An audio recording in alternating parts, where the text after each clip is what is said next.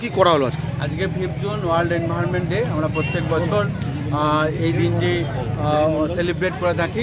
আজকে গতবারও আমরা সৃজনের সঙ্গে মিলিত হয়ে এবং আরও অনেক সংস্থা আছে যারা এরকম পরিবেশ সচেতন, তাদের সঙ্গে একসঙ্গে নিয়ে আমরা এই দিনটাকে সেলিব্রেট করি। আজকে শুধুমাত্র আমরা কলেজ বা আমাদের ক্যাম্পাসের ভেতরে সীমাবদ্ধ না থেকে আমরা চেষ্টা করছি যে সমস্ত মানুষকে পরিবেশ সম্পর্কে সচেতন তৈরি করার জন্যে। তাই জন্য আমাদের স্টুডেন্টরা নিজেরাই ওরা একটা স্ট্রিট প্লে করেছে এবং সেই স্ট্রিট প্লেটা আমাদের লক্ষ্য আছে যে বিভিন্ন জায়গায় যেখানে মানুষজন অনেকজন থাকে সেই জায়গায় আমরা যেমন রবীন্দ্র ভবনের সামনে, আমাদের ওখানে দুর্গা মন্দিরের ওখানে আমরা মানুষকে সচেতন করার জন্য এই নাটকটা প্রদর্শন করব, যাতে মানুষ বুঝতে পারে যে আমাদের প্রকৃতিকে বাঁচানোর কত দরকার আছে। কারণ আমরা প্রত্যেকে জানি যে প্রকৃতির আমাদেরকে দরকার নেই, কিন্তু মানব সভ্যতাকে মানুষ বেঁচে থাকার জন্য কিন্তু প্রকৃতিকে বাঁচিয়ে রাখতে হবে। আমাদের জল সেভ করতে হবে, আমাদের পরিবেশ pollution, air pollution, water pollution থেকে শুরু করে সমস্ত কমাতে হবে।